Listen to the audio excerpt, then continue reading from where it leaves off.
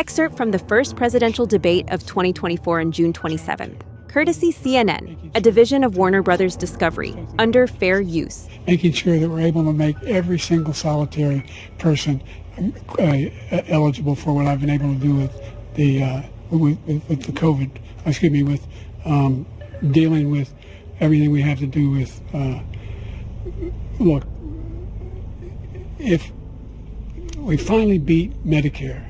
Thank you, President Biden.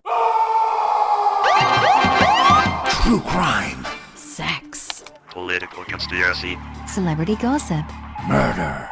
UFOs. Crooked officials. The occult. Assassination. Courtroom drama. Rape. Corporate scams. Scandal Sheets. Hello, everyone, and welcome to Scandal Sheet. My name is Thad Helsley, and today, on the occasion of the release of a new book that has become a sensation in only a week, we thought it was a good idea to discuss the decline of former President Biden's mental health and his abrupt, sort of last-minute exit from his own campaign. And I am joined by my amazing co-host, Anurada. Anurada, how are you? I am doing well, Thad. Hello, everybody. Welcome back. And for the new listeners, welcome. Anurada, in the almost 5 years that we've been doing this podcast, I mean, before you joined us, we've always steered away from political candidates, political parties, and their policies.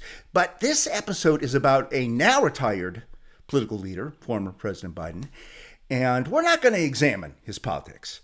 And we just want to discuss whether a leader with great power and influence in the world can resist leaving the stage when it is apparent his mental health and is rapidly declining. So I hope Biden is fair game for us to spotlight, and that our audience will forgive us on this one occasion for wading into these waters. Yeah, no, I mean, I totally agree. This could be the story of a top CEO, a religious leader, or the head of a major nonprofit. Exactly. Anyone with vast influence, like you mentioned, that, maybe has started to decline. I do want to say that it's very admirable that when he started to see how things were going, he stepped out rather than continuing to push forward just to try to win. It took him long enough, but he did eventually. Yeah. So that is definitely very, very appreciated and very admirable. So we'll looking forward to discussing more this episode. Okay. And to help us out with this bewildering story, we are joined by a highly successful man, a great personal friend of mine that I've known since high school. I mean, we've been business partners together. I served as best man at his wedding. He was at my wedding. He's been active politically for many years, though not specifically for a party. But his name is Jim Maurer, and welcome to the pod, Jim. Thanks, Dad. Yeah. Hello, Anurada. Thanks, Dad. Long-time listener, first-time caller. Happy to be here. Good. Jim, it would take all day to recite your professional CV. Is there anything else you would like to share with our audience about yourself relevant to this topic? Well, I think, like you, we grew up in the crucible of the Vietnam and Watergate and the early Reagan years. And so because of that, I feel like we've always had an above average level of interest in politics. I've got degrees in both political science and economics. I've never worked politically, professionally, but I volunteered. I was thinking about it the other day. I've worked as a volunteer on like 4 or 5 different campaigns over the years. Well, I didn't realize that one of your degrees was political science. I knew about the economics, so that's very interesting. Okay, terrific. And of course, no episode of Scandal Sheet would be complete without our artificial intelligence engine, Bernice. Bernice, thanks for joining us. Thank you. We just did a funny episode on Monty Python, and now you want to do a downer topic like this? Well, we like to be timely, Bernice, and mix things up. Fine. Just don't include me on the hate mail you will inevitably receive. Roger that, Bernice. Now, despite having been the 46th President of the United States, I'm not sure how many people remember the breadth of Biden's experience in federal public service. Could you briefly review that for us? Certainly. Joseph Robinette Biden Jr. was born on November 20, 1942. He was the 46th President of the United States from 2021 to 2025. A member of the Democratic Party, he also served as the 47th Vice President for 8 years under President Barack Obama. Previously, he represented Delaware in the United States Senate for 36 continuous years from 1973 to 2009, a near record. When first elected to the Senate, he was only 30 years old, one of the youngest senators in history. During his tenure he served as either chairman or ranking member of the powerful Senate Judiciary and Foreign Relations Committees. With his 48 years of lauded federal service, until just recently, he was widely regarded as one of the most respected and successful politicians in all the United States history. Awesome. So welcome, Jim. So Joe Biden wins the presidential race in 2020 against his opponent, who I think we all know, Donald Trump, pretty handedly. He wins by over 7 million popular votes and 74 electoral votes. But rumors were actually already percolating that maybe Joe Biden wasn't quite as sharp as he was as a senator and vice president. When did it occur to you that Joe may have been maybe less than 100%? Oh, I think there's maybe a two-pronged answer to that. One is, even just in the run-up to the 2020 election, it was pretty clear that maybe mentally he was fine, but his ideas were pretty traditional, pretty out of date, kind of out of touch. And he kind of reflected a Democratic politician that was sort of out of touch. But in terms of the cognitive decline, I think the first time I really thought that there was an actual material problem there was when the Her report came out in February of 2024. Mm-hmm. Jim, despite rising rumors in the last year of his first term, Joe delivered a passionate 68-minute State of the Union speech live before the world. Joe! Mr. Speaker, the President of the United States. Excerpt courtesy C-SPAN under fair use. I know it may not look like it, but I've been around a while. When you get to be my age, certain things become clearer than ever. I know the American story. Again and again, I've seen the contest between competing forces in the battle for the soul of our nation. Between those who want to pull America back to the past and those who want to move America into the future. My lifetime has taught me to embrace freedom and democracy, a future based on core values that have defined America: honesty, decency, dignity, equality, to respect everyone, to give everyone a fair shot, to give hate no safe harbor. Jim, Joe seemed to have all his stuff together at that particular point in time. And he got very good reviews in almost all quarters that weren't, super conservative. But did you see anything then? Well, yeah, I mean, I think he did better than people expected. I think it was a moment where everybody was sort of holding their breath. Mm-hmm. And even then, not just his close advisors, but the world was kind of willing to sort of cut him a break. And so the expectations were pretty low for that State of the Union address. And I think he at least met them, exceeded them. But at the same time, there's sort of two prongs there. One is, the ideas and the style. It's clearly kind of a president that, while he was sort of willing to fight and had some energy, he was kind of out of touch in some ways. And so that was concerning. But in terms of, again, the cognitive decline, and maybe we'll talk about this at various points throughout the discussion, but, it's not an absolute, you're operating at 110% and then all of a sudden one day you're off. So, even in the depths of the summer of 2024, there's good days, there's bad days, there's things that his staff can do to try and prep him. Now the State of the Union address was at night, and evidently his best time of day was more in the afternoon.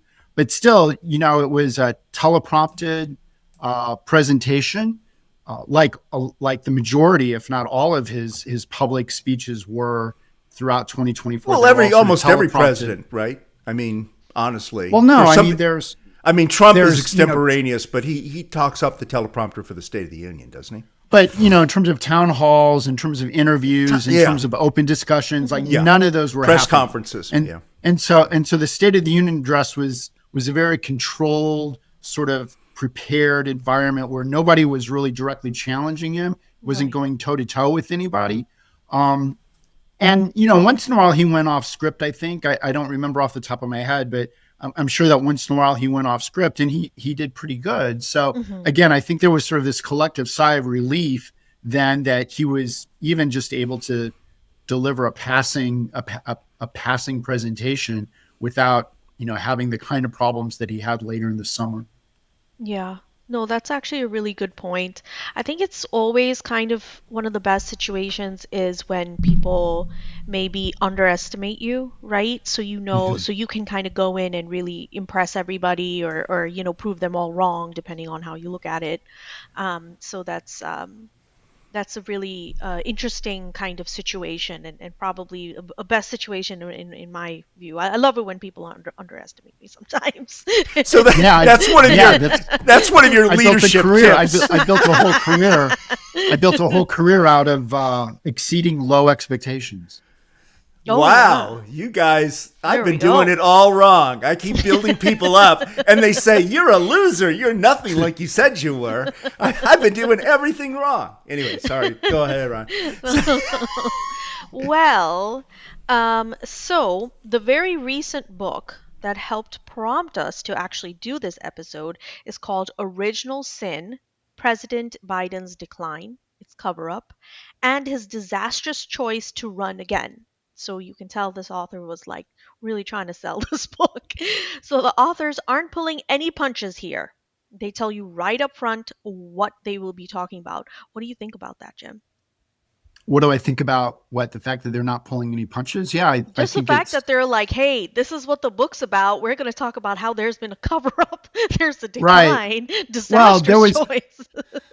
I heard an interesting quote from James Carville this morning.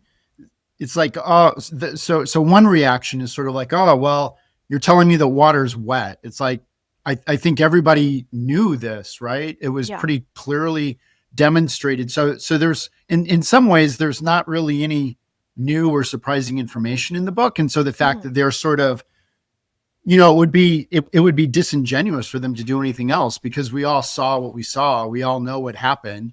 We all know where the story goes. So I don't know if you can write an apology for the last 2 years of the Biden administration.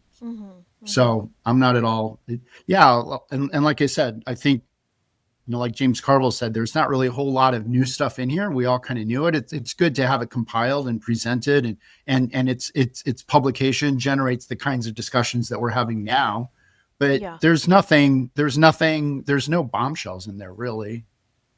Yeah. So you're saying like there really isn't much of a surprise. It's just in writing, but everybody already kind of knew. Yeah. I mean, there are some vignettes in there, like with George Clooney and stuff like that, that's sort of new information. And some of the mechanics and who was on what side of what issues at what. So the mechanics were all sort of interesting, but like you said, you were keying off of the title, His Disastrous Choice to Run Again. It's crazy. I think we all know that was a disastrous choice. There's nothing, controversial there. I don't think. Yeah. Unless you're Mike Dolan or one of the guys that was in his inner circle, there's nothing controversial. Well, actually, George Clooney isn't the only kind of big namer. The two authors are actually pretty well known. So leading journalists. One is Jake Tapper from CNN, and then the other is Alex Thompson from Axios and CNN. So while they would both probably dispute their characterization of being called liberal or progressive, many people regard them as left of center at the very least. So first, do you find the book credible? Yeah, I find every piece of information in there not only believable but verifiable, and if anything, there's maybe some things that have been left out. It's like a typical news story, right? I mean, I don't think anybody could, or I haven't heard of anyone, even Jill Biden, really disputing any of the facts that are presented in the book. So I think all of the facts that are presented in the book are certainly credible and believable. If anything, there's maybe some aspects of the story that have been left out, but I find it very credible. Yeah, I noticed that nobody really has disputed it, except maybe for, I think, Biden's grandchild or great-grandchild or something came out against it, but pretty much everybody else is like, well, I went on the record. What am I going to do? Yeah, I mean, the biggest rebuttal to the book, it's not even a rebuttal, but the biggest, from a pro-Biden, like hardcore, like his seniors, advisors, people like that, the only real meaningful rebuttal to the book that I've heard is people saying, you can't point to a single point in time where Joe Biden was faced with, an important decision that he wasn't able to make the right decision, whether or not it's the Ukraine or the pandemic or whatever. So that's sort of the rebuttal, is like, well, his administration, and admittedly it's a partisan analysis, but his administration was a success. Mm-hmm. It's not like he pushed the nuclear button or anything. It's not like he, completely screwed up our relationship with France or the UK, so that's the only rebuttal that I've heard, is like, well, during his administration, he never, his cognitive abilities seemed to be good enough to actually do the job, and he did the job, and nobody can dispute that. That's the only rebuttal to the, to the disastrous choice kind of narrative that I've heard. Yeah. No, I mean, I find it interesting that, and I actually think it's kind of admirable when you're part of a party, but you're able to kind of step out of that. And even if the president is from your party, you're able to say, okay, hey, this, and this is what he could have done better, so on and so forth. But it's interesting because, I'm sure a lot of people are like, well, why would left of center guys throw a Democratic president under the bus like this? So what did you think about that? Yeah, it's interesting that you asked that question, because again, there was just, this is a topical issue, right? A lot of people are talking about it. Yep. I just heard, like I said, I heard an extensive discussion on NPR this morning with Alex Thompson, and his response to that very question was, well, if you're in a political party that just, got kicked, lost really bad, got whooped. And if you're interested in winning the next election, you might want to ask yourself, why did I lose the last election? So I think that's from the authors, right? That's kind of how they see their role, is like, to the extent that they are sort of closet liberals or closet Democrats, and they want the Democratic Party to do well, or at least they want the Trump authoritarian administration to end at some point.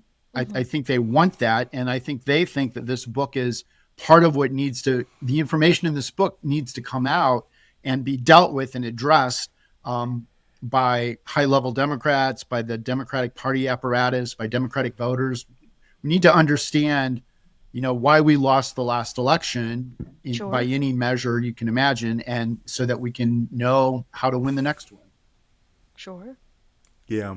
And I think that this story is part of that, right? We'll probably get into that, but there are a lot of sort of Greek tragic elements in this story.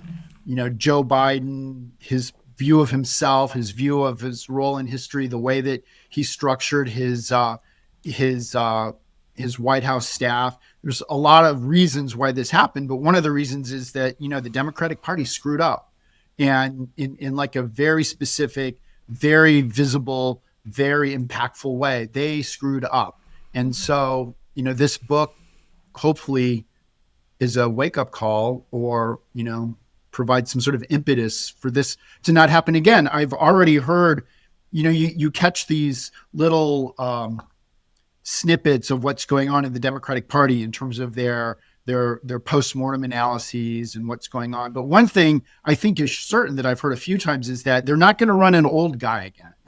Like, no matter what, right. Like, no matter, it could be Bernie, it could be whatever. They're not going to run an old guy again. So no more Hillary and Bernie, right? We're done with those guys. Okay. Jim, the book claims to have over 200 sources.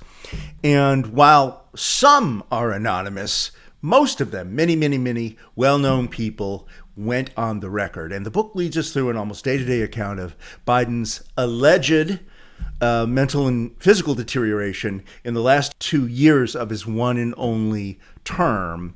And then the book also describes a small insider group that attempts to protect and hide his infirmities from the larger White House staff and the press and the public in general. Does that hypothesis hold water for you? Oh, absolutely, absolutely. And this,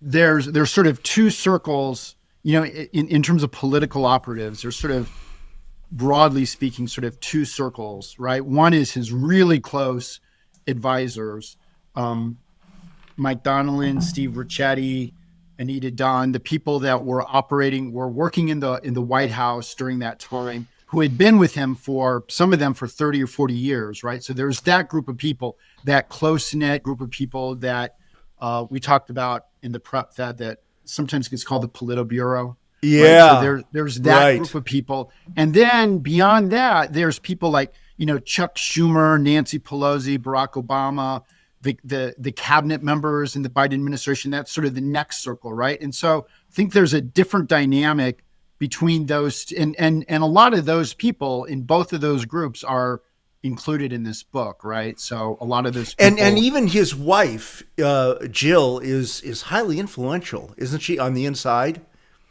Yeah, absolutely. I mean, these decisions are always family decisions, right? Whether or not a candidate's going to run.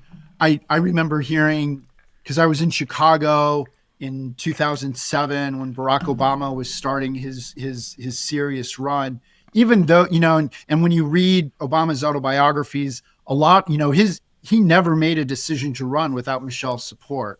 Right. And that's true. She was actually pretty close. She was like, his last run for Illinois senator, she's like, well, this is it. Like, right. If this doesn't work, you need to go back and work at a firm and get a real job. But so anyway, the point is, I think all of these decisions that every politician makes are made in the family. And I put maybe Jill is and the family are in maybe an even tighter circle, right? Than his advisors, because they're his family. But whether or not it's a separate. So yeah, I think Jill and the family had a huge influence over both his mental state, the way he viewed his presidency, the way he viewed and his just in the book gets into this, right? Just sort of there's a Biden sort of family set of values that come into play here, where he's you're always, what we were just talking about on your, they always count me out, but I always come back. And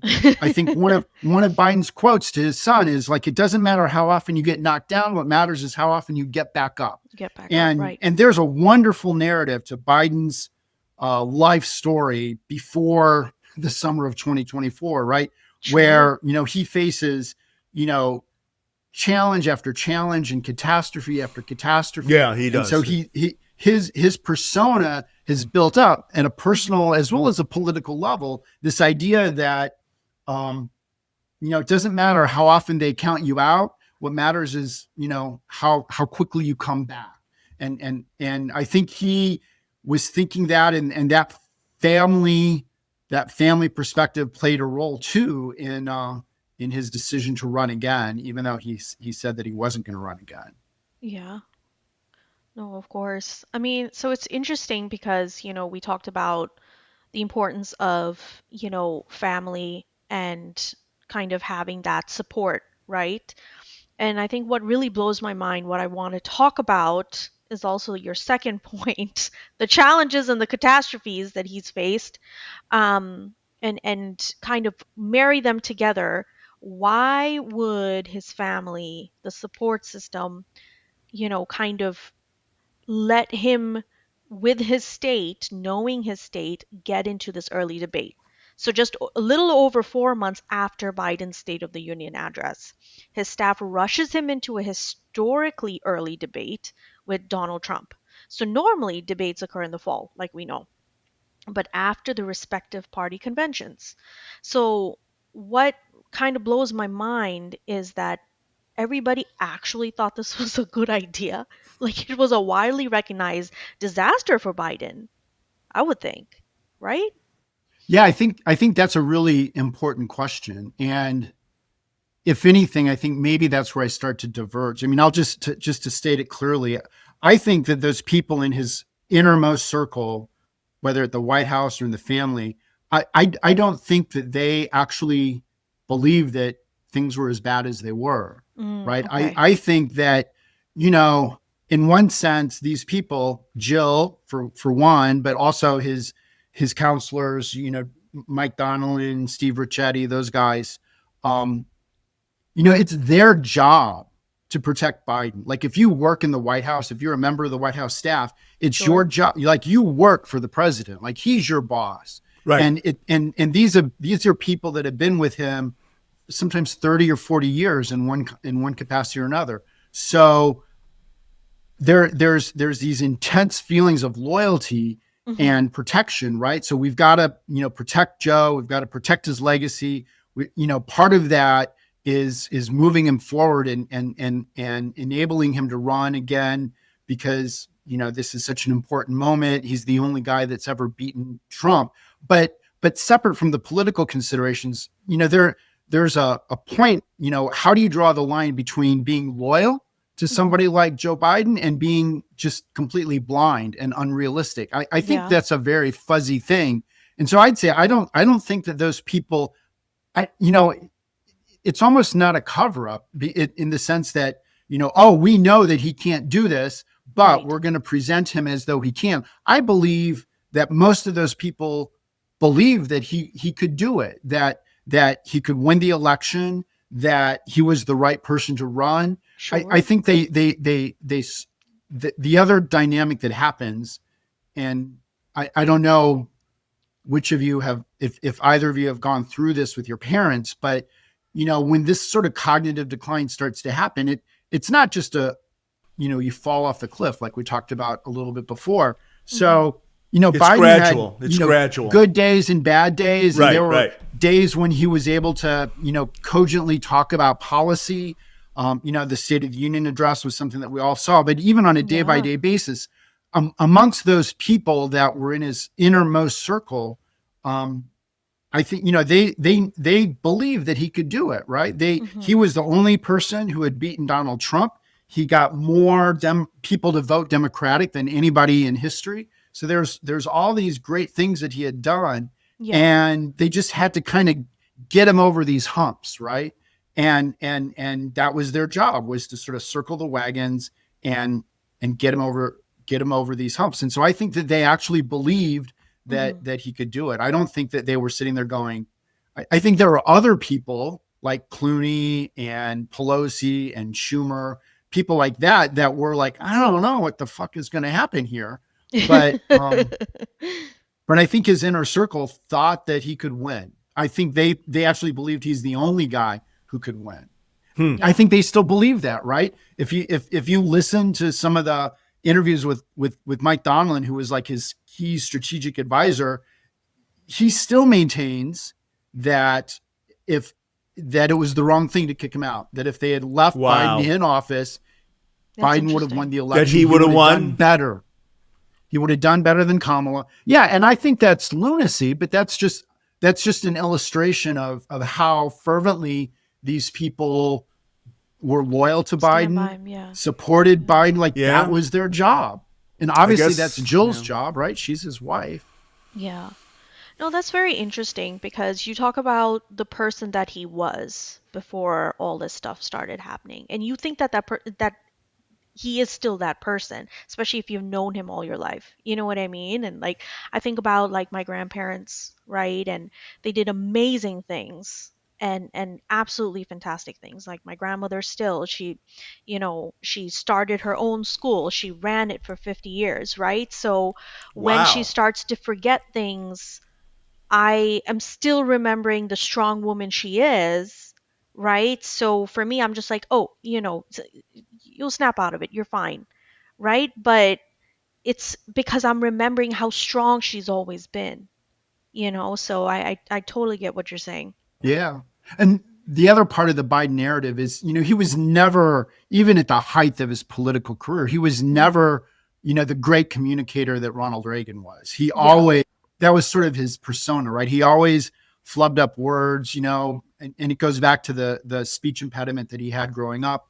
So he was never great at, the communication thing.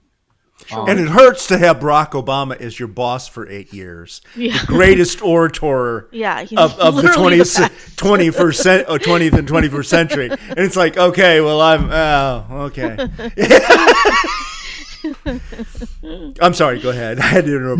No, that's a good, So we got, Ronald Reagan, Bill Clinton, Barack Obama.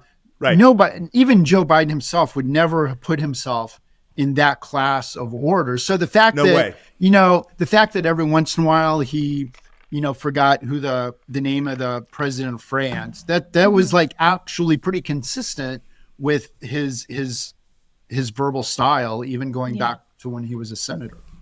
So these people, I think they just thought that I think they probably actually believed that it would be okay. It was disastrous. They were wrong. They should be, never allowed anywhere near a political strategy again. But I think, that's kind of what they believed. They were just wrong. So, Jim, that debate, I mean, we're going to watch a couple of clips just to kind of, punctuate it for everybody, even though it was like a 90-minute presentation. The Biden-Trump debate reminded me of another debate in 1984. It was the incumbent President Ronald Reagan then against former Vice President Walter Mondale. Now, Anuarta was born a long time before that occurred. But maybe she watches the History Channel. But you and I probably remember it. And our audience can find those complete debates on YouTube. So it's important because only years after Reagan retired from the presidency, served his 2 terms, did we learn that he was already in the early stages of Alzheimer's disease, which would eventually kill him, in that second term. So if you watch those debates now on YouTube, Reagan's performance then was as bad as Biden's was last June, 2024, and maybe even worse. I mean, he was totally out of it. But he saved the debates with this one famous joke, which is all that anyone remembers today. You already are the oldest president in history, and some of your staff say you were tired after your most recent encounter with Mr. Mondale. I recall yet that President Kennedy had to go for days on end with very little sleep during the Cuba Missile Crisis. Is there any doubt in your mind that you would be able to function in such circumstances? Not at all, Mr. Truitt, and I want you to know that also I will not make age an issue of this campaign. I am not going to exploit for political purposes my opponent's youth and inexperience.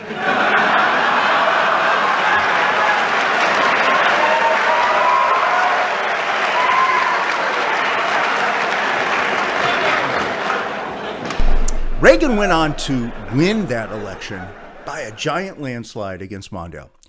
But we didn't hear that much from Ronald Reagan in his second term, as his own inner circle kept him sequestered as much as possible. So, Jim, kind of an eerie deja vu with this Biden situation, do you think? Yeah, I mean, there's a few things that are interesting about that. One is, well, what would have happened if Biden had actually won? If he's, so you're talking about Reagan and the presidential election that led to his second term. Yeah. And then, what happened during Reagan's second term. And so, if Biden would have been able to pull it out in some way and stay in the race, what would his second term have looked like? Mm-hmm. I mean, now we've got some even more information about his health, which I think is kind of separate, the prostate cancer and what have you. Yeah, we didn't talk about that. So who bad knows? Timing. Yeah. So, I think that's partly what Nancy Reagan did and Reagan's staff members did for him during his second term. I think that Biden's people were absolutely ready to do that, for his second term. I think they were probably doing some of that at the end of his first term, right? And they were just going to cover for him come hell or high water. Yeah. Sort of like Hitler loyalists, in the bunker who were like, yeah, we're just going to encircle you and die for you. They were already doing that, right? And that's kind of in the book that we're discussing. I mean, the Biden presidency was one of the most insular. I mean, most presidencies are kind of insular. You've got to get through gatekeepers, but I'm probably going to get it wrong. But Biden in that first term, he never sat down with the New York Times. He never sat down with CNN and just had an open-ended interview at no point. And cabinet members were frustrated at their inability to even have a meeting with him. Chuck Schumer, Democratic majority leader or Democratic leader in the Senate, Nancy, they were being pushed out. Right. So I think that they were already doing that, certainly in the second half of his term, and they were certainly prepared. I think that's part of what they believed to be true about, if he could win, then this is what we'll just keep doing what we've been doing. I think the other thing that's important that was interesting when you were talking about the debate, we like to think that presidential debates are these exchanges of policy ideas, right? And this is what we should do about healthcare. And then the other guy says, no, this is my plan for healthcare. Yeah. And they sort of, through this interrogative, confrontational process.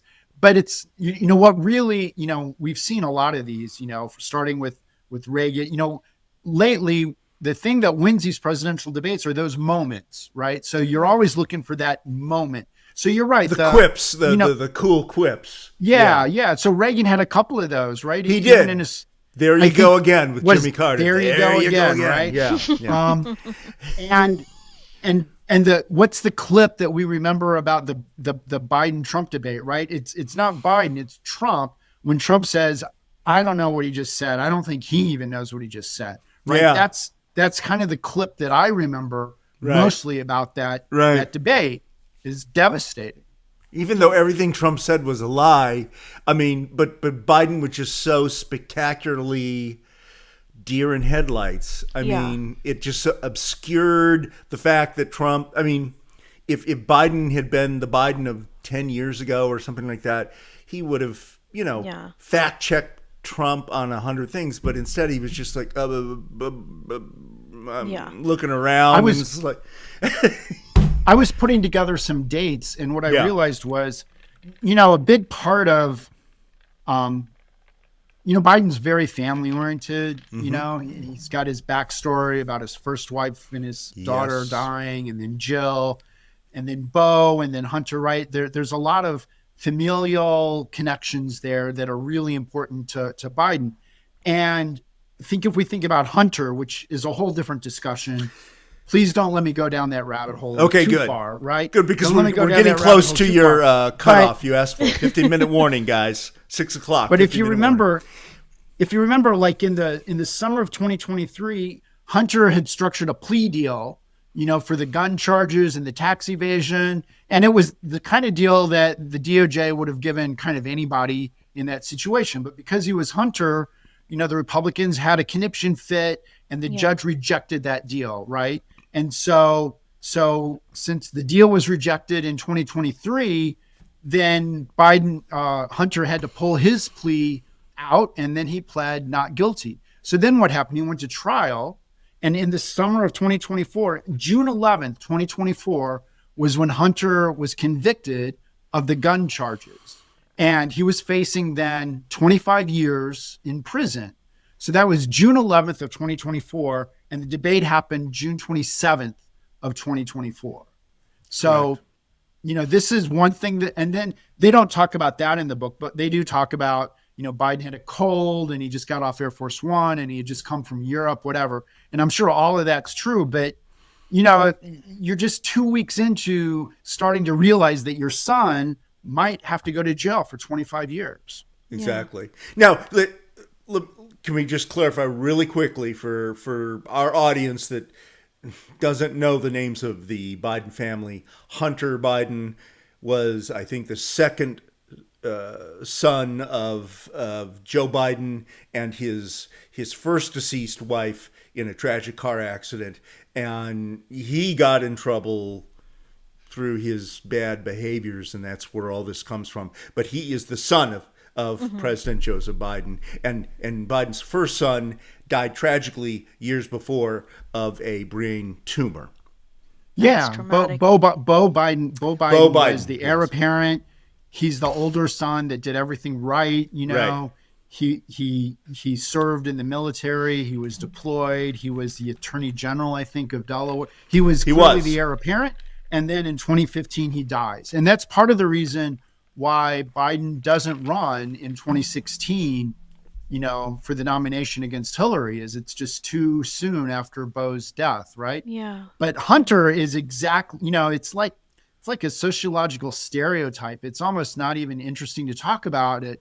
You know, he just does everything wrong. He's got, you know, money problems. He's got drug problems. He trades on his father's influence, even though there's never been any evidence that Joe Biden actually did anything, you know, for other than, you know, have a chat.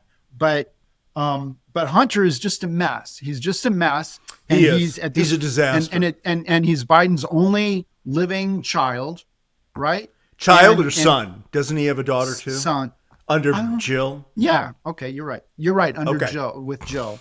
And 2 weeks before this debate, and remember, like 5 or 6 of those days were spent in prep. So literally a few days before Biden goes into debate prep, Hunter is convicted on these 3 felony gun charges and is facing 25 years in prison.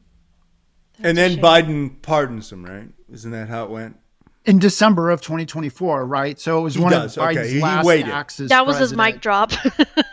Pardoning. Boom. And pardon my son. There's like, what are they going to do to me now? Lynch me on the tree, guys. You know.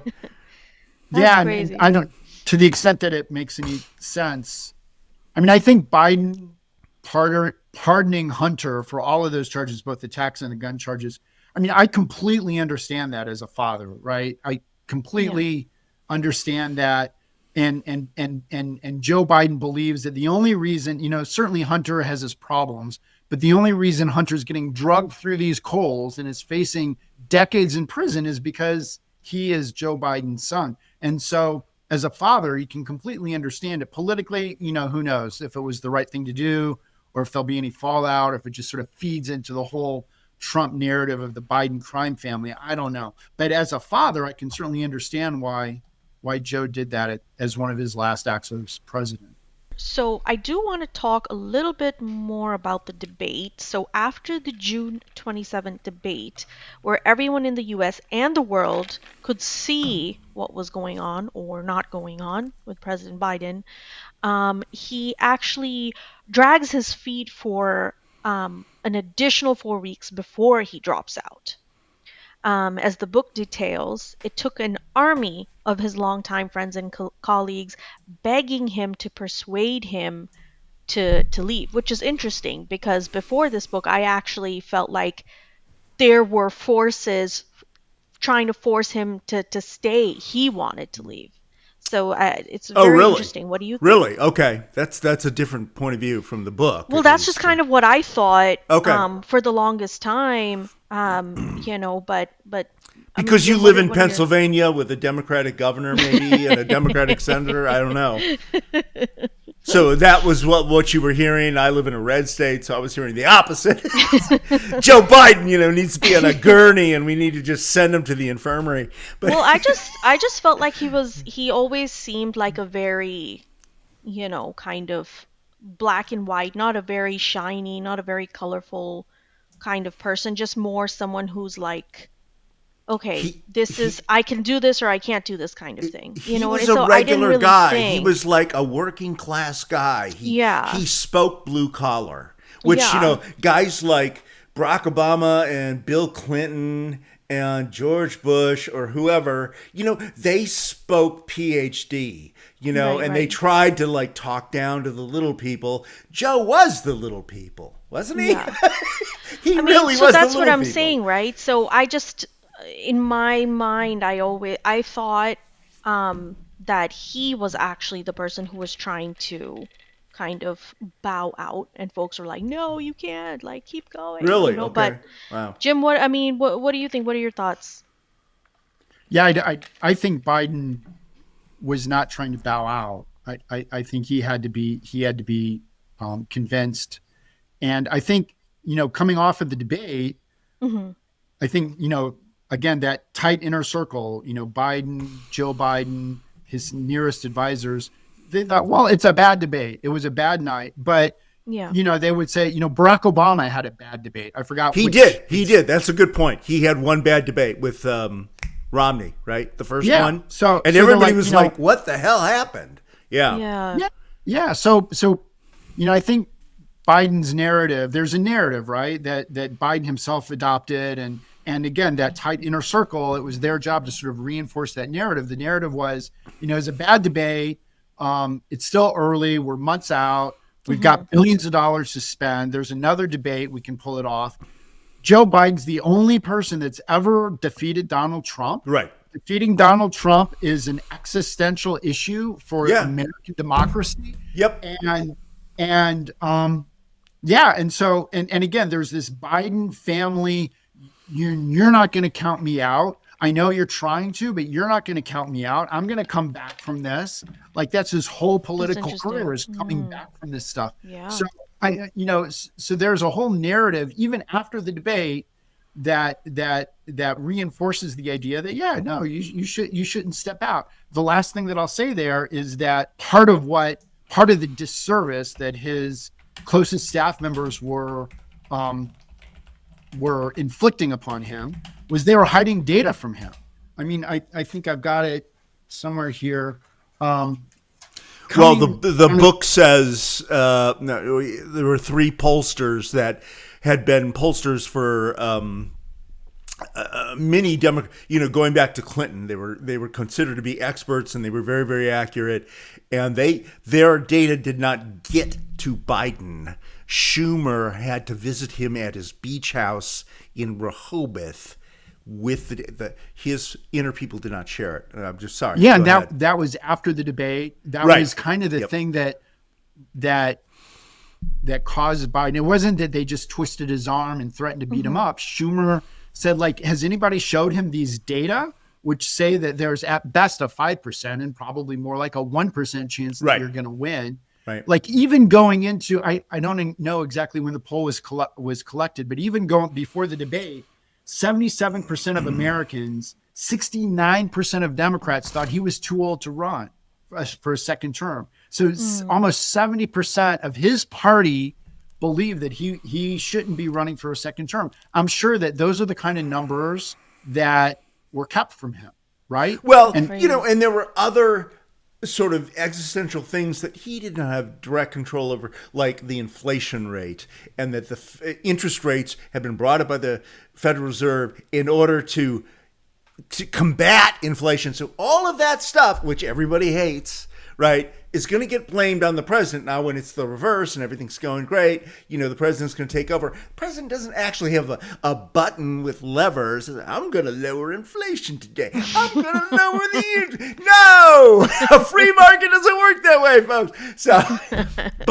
So, I mean, he was going to get the shit kicked out of him no matter what. So it really was going to be me versus Trump, guys. What do you want? Right?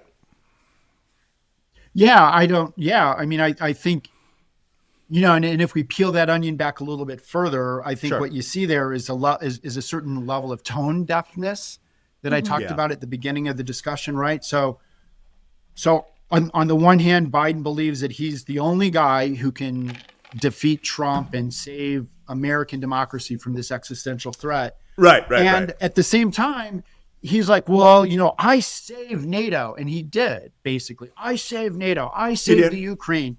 Yeah. And so he talks about that. But at the same time, he's completely tone deaf when it comes to, issues of economic issues of inflation, even issues of immigration and border control, right? And in the last year or so of his presidency, they sort of started to figure that stuff out. So especially, Biden's very comfortable on foreign policy issues, but when you talk about domestic issues, he starts to kind of fall apart a little bit. And so I think there was that insularity and that high level of unquestionable loyalty creates a tone deafness that, probably would have lost him the election. But he believes that he was the only guy who could have won it. Mm-hmm. Probably to this day, he believes that the mistake was dropping out, right? That was his mistake.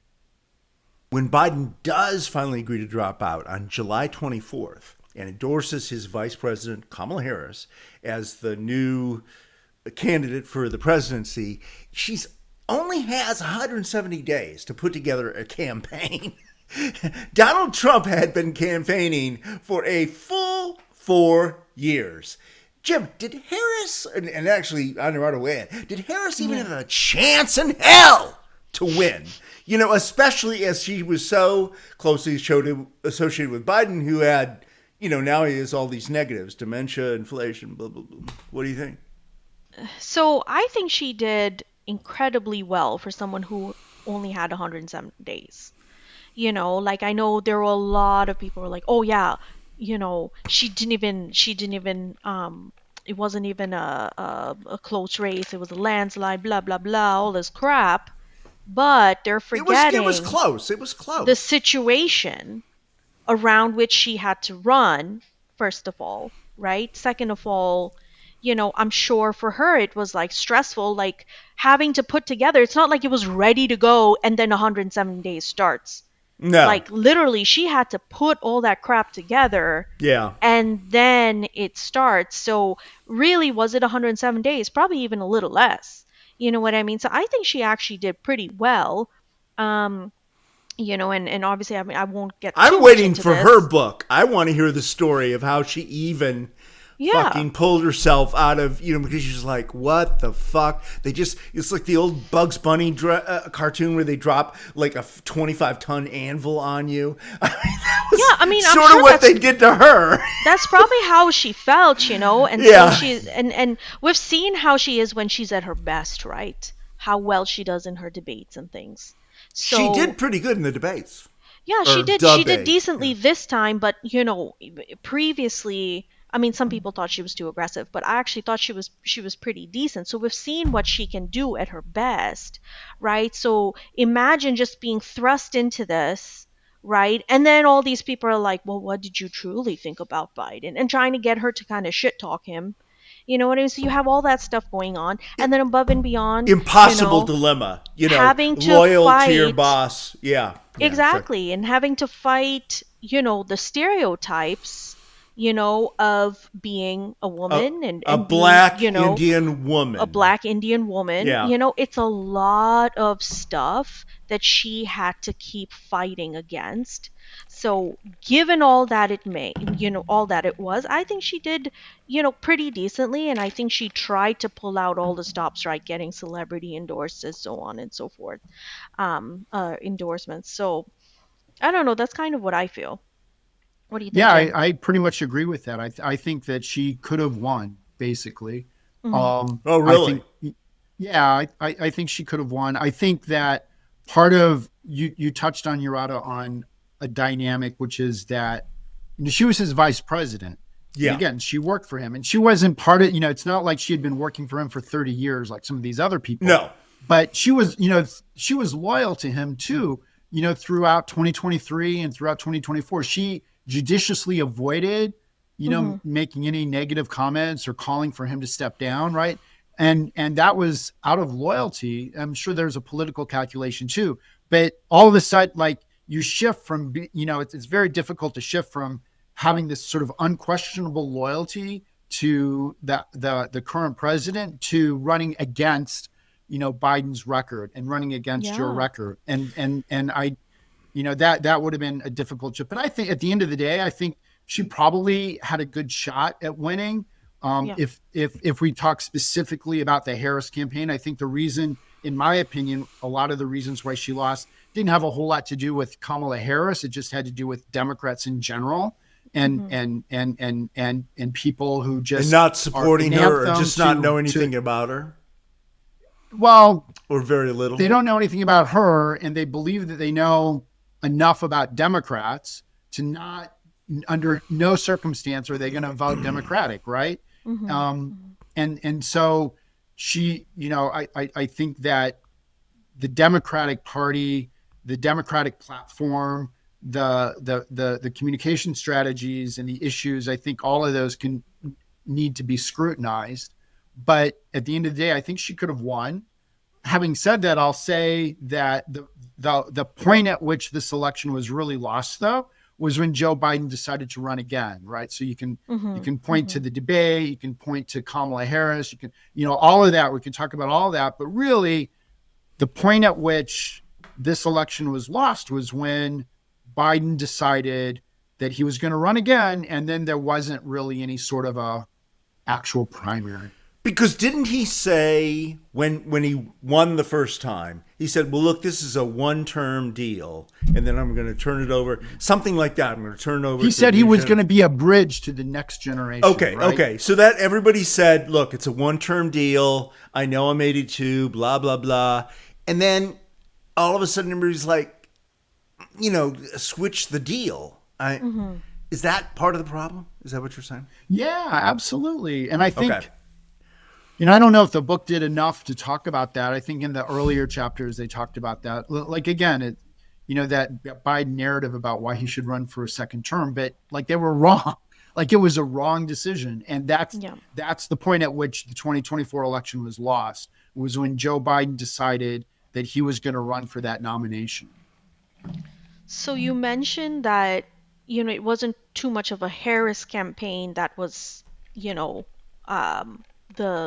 to blame per se, right? So you don't feel like the DNC could have spent maybe 4 years grooming someone else, and maybe avoided this tragic fate from the start? Like, what do you think? Yeah, well, I'm conflicted because on the one hand, I think this whole idea of anointing candidates is kind of what gets us into trouble, right? Yeah. The Democrats tried to anoint Hillary Clinton in 2008. And fortunately, Barack Obama said, well, I'm a black guy and I'm going to into my second year in the Senate, but I'm going to disrupt that. Right. But both parties, but especially, there's this notion of taking your turn all the way back to friggin' Abraham Lincoln, right? When Abraham both Lincoln both parties, to be honest, right? Yeah.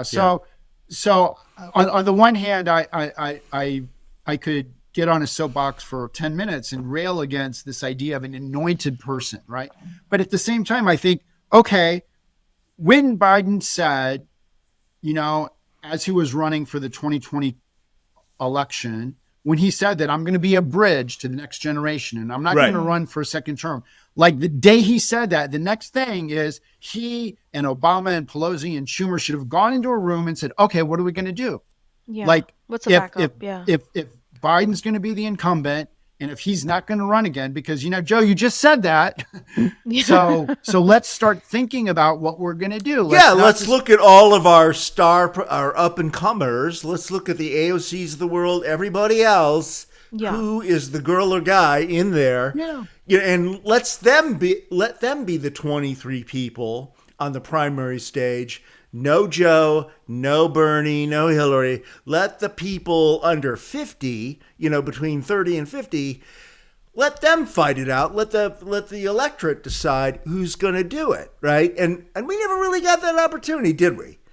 Because even in the 24 primaries, it was seen like sort of like Bernie versus Biden. It was like, great, two guys in their 80s. Awesome choice. God bless America. Yeah, it was a disaster. And I think one of the final thoughts I have about this is just that, clearly Trump as an individual and now the entire Republican Party have sort of built an electoral strategy off of telling people that what they're seeing isn't what they're seeing, right? So January 6th isn't what you thought January 6th was. The tariffs aren't what you think tariffs are. Putin didn't, the war in Ukraine didn't start with Putin invading Ukraine. Like they're sort of the party of telling people that what you see isn't exactly what you're that's not really what's happening, which is a classic authoritarian dictatorial propaganda move. The Democrats can't do that, right? The Democrats cannot afford to be the party that tells people what you're seeing isn't really what you're seeing. Well, they're not in power, at the moment. They don't even have the ability. I guess I was talking about the lead up to the 2024 election, right? Yeah, and they in this sense were doing the same thing the Republicans were doing. It's like there's this thing that the entire country can see. We know what's going on. We see what's going on, but you guys are trying to tell us that that's not what we're seeing. And the Democrats can't afford to be that disingenuous with their voters. Yeah. Yeah, so I think it's really interesting, Jim. I know you touched on a lot of different things, family support, all the very strong supporters that have been there for Biden since day one. But if you can kind of sum it up, really quick, who do you feel is really at fault for everything that has happened, right? Biden running and then having to drop out, Kamala taking on, and then unfortunately losing. Even if the new book is only half accurate, it just seems there were so many people that observed Biden's deterioration but didn't really do much about it. So I'm not sure how much we can blame Biden himself, as he was the one unfortunately declining. But what do you feel like? Who do you feel is truly at fault for this? Yeah, I actually kind of disagree with that. I think that the one person that we can point our fingers to is Joe Biden, and maybe at the same time Joe and Joe Biden, right? And I'm not necessarily suggesting that we hold him accountable for his bad debate performance in June of 2024. But I am suggesting that, starting with, the way that he ran his White House in such an insular fashion, right? That was like, he is an experienced politician. I think he knew exactly what he was doing when he set that up. I think he knew exactly what he was doing when he insulated himself from the media. And I think he knew what he was doing when he appointed those people and he let them into the White House. And I think he knew exactly what he was doing when he chose to run again, right? And so those are the decisions that I hold him accountable for. And I think those are the decisions that led to this tragedy. It doesn't mean that I absolve, the Dolans of the world for what they did. I don't even absolve Chuck Schumer and Nancy Pelosi for being more aggressive. But at the end of the day, if I had to blame one, or it's Joe and Joe Biden. It's their decisions that resulted in Trump getting a second term. It's interesting. That's a good point. All right. Well, guys, I know we are past our time. Thank you very much. How do we do that? We did amazing. And passing flying colors. Everybody did amazing. I mean, Jim, it was like it was inspired. Yeah, I just want to say it was nice meeting you, Anuradha. I've heard you on the podcast a lot. I think you're really smart, and that really comes across in the podcast. I think, you're really smart. You're really good on your feet. You've got a really good delivery. So I was happy to have this chance to actually meet you virtually. Thank you. You as well. Nice to meet you as well. He's the greatest gentleman. Keep this in the recording, Thad. Don't take it out. I will. Bye, everyone. We hope you'll follow or subscribe to Scandal Sheet on your favorite pod platform. Do it. And share it with all your friends, just like Anuradha does every day. Tirelessly. Just sits there on Twitter all day saying, "Hey, man." Share. We'd also love it if you leave us a shameless, over-the-top rave review on Apple Podcasts, especially. That helps us build audience. And we would really appreciate if you could support us on Patreon, where you can enjoy premium bonus content less the price of a cup of coffee at Starbucks.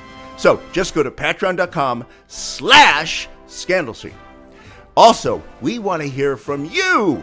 You can reach us online at Facebook or X, formerly Twitter, LinkedIn, or TikTok. Or just send an email to scandalsheetpod@gmail.com. See you next time on Scandal Sheet. Scandal Sheet. Copyright 2025. Thad Halsley Media, all rights reserved.